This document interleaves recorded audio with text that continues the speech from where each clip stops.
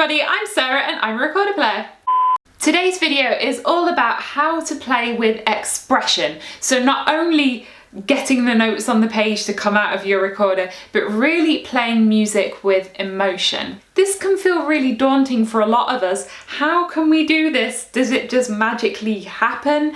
The answer is, of course, there are a lot of ways that you can help yourself and practice this, and I'm going to explain them to you in 10 easy steps. So by the end of this video, you're going to have a bunch of tips and tricks under your belt to take you from just playing the notes on the page to really making music. My first tip is a bit of a controversial one. In your quest to bring expression into your playing, don't forget to also practice without expression. Now, this idea to me used to be completely sacrilegious. I was really brought up with this idea that every note you play is music and it should be beautiful and full of expression and you should feel it even if you're just playing. Yes, fine, it's nice to be able to see the beauty in everything, but it can get in the way. I think it's also really necessary when you're first getting to grips with the piece to give yourself the space to just practice it in a technical way. Put your questions of expression and meaning and interpretation aside, and that just gives you the freedom to get all those technical things under your belt. And then when you bring the expression back in, it's going to be so much easier to actually do what you want with the music, rather than trying to do everything all at once. Tip number 2 follows on from this. Your fingers should not be getting in the way. Ideally, you want it so that your fingers know exactly what they're doing, they know the notes, they can play all those runs so that you can shape the music in the way you want it, rather than spending the whole piece thinking, oh no, that difficult passage is coming up, because that kind of takes you out of your expressive zone. And you know who your best friends are? Scales, arpeggios, and broken chords. Tip 3 is your air. The first one is, yes, of course you can play vibrato. Even in Baroque music, it's absolutely fine.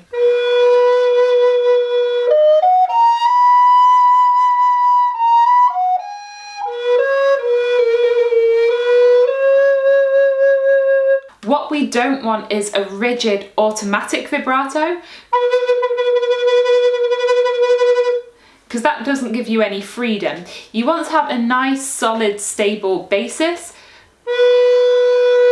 upon which you can place your vibrato as an expressive ornament that you shape in the way you want. How do we do that? Luckily, I made a whole video on this, so check that out. We can also really use dynamics. Now, when we think of expression, we tend to do more and we tend to get louder.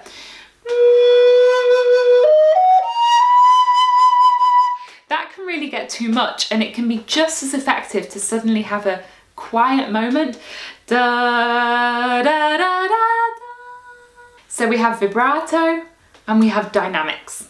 Tip number 4 is your tongue, your articulation. Your tongue is actually your speaking instrument, so don't underestimate the power of this unwieldy muscle to really shape your music.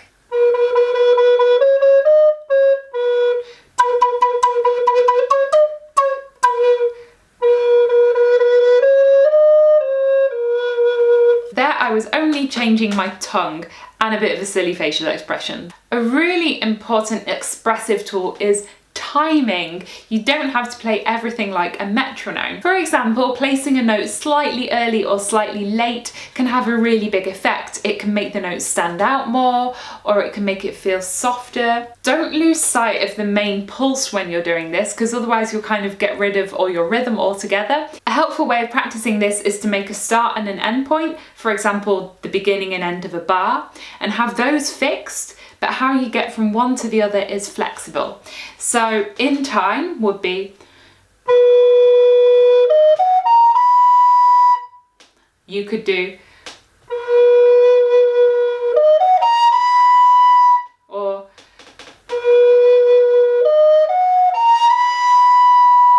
and it's nice to just keep repeating these, trying out all different things. Try practicing each phrase in opposite ways. I know once you've finally got all your vibrato and dynamics and your fingers and articulation and tempo and you've put it all into a phrase, it can feel like, oh, okay, my work is done. But it's really nice to try and flip these around. If you normally play a phrase in a happy way, try and make it sound sad. If you normally make it grow, try and make it fade away. And when you've practiced your phrases in all these different ways and moods, you've got so much more choice. You can see the piece from so many different dimensions. Taking me to tip number 7, make a story for yourself for the piece. Now, we're not just applying these kind of technical ideas in an arbitrary way. You actually want to make music, you want to tell something. So it might work for you to make a story. This could be literal. This person comes in and somebody attacks them and then they have a fight and that one is dead. Or it can be just more of a visualization with colours or just a line. For me, making up a story for the piece really helps to link it all together and make the whole piece make sense. Something that can really help with this is taking note of the harmony. This was called word painting. They would express the text with specific musical ideas. For example, a falling fourth was a kind of really desolate thing.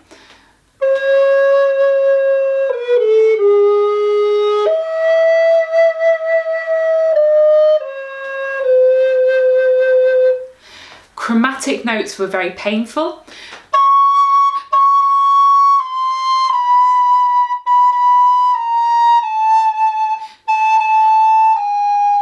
And sometimes you would have these really surprising chords.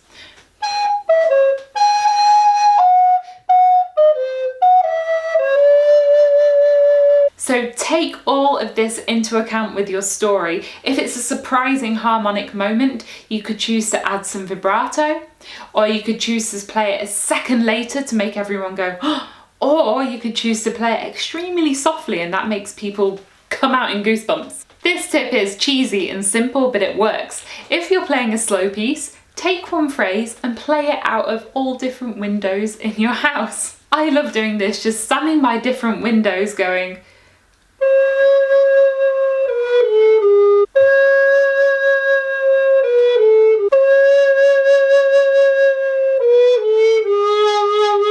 but just looking at something different, being in a different place, but repeating that same phrase really helps me to get into it and think of all these different possibilities for it. Fine, you've practiced it like this, you've got your great interpretation of the music in your practice room at home, but then you get on stage and you freeze up. It's daunting because you can feel like you're being judged, not only about your technical abilities, but showing expression on stage makes you very vulnerable, but that's also a beautiful thing.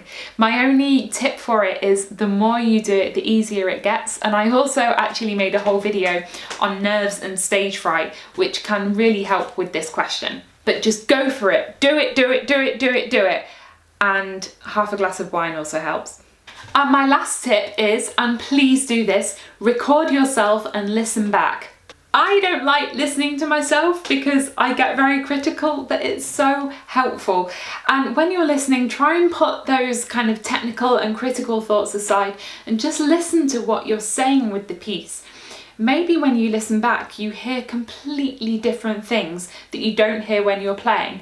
And that can make you think, oh, this could be like this. And in that way, it ensures that you're never just kind of like, finish with the piece. It's always growing, it's always developing and changing, and that is what makes it alive. And at the end of the day, to round all of this off, there is no right or wrong way to show expression or emotion when you're playing, or to interpret any specific piece. So don't be afraid to take risks and really go for it. So those were my tips on how to get more expression and emotion in your playing. I really hope it helps you. I really hope it helps. As always, you can subscribe to my channel by clicking on my face down here in the corner. If you'd like to support the channel, you can also buy cool Team Recorder merchandise in our web shop.